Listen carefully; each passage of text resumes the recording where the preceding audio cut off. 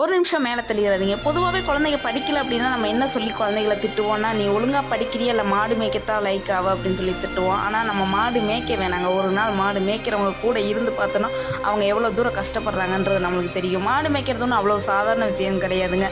பொதுவாகவே மாடு மேய்க்கிறவங்கள பார்த்தா ஒரு ஏளனமான பார்வை ஒரு உள்ளுக்குள்ளே இருந்து வரும்.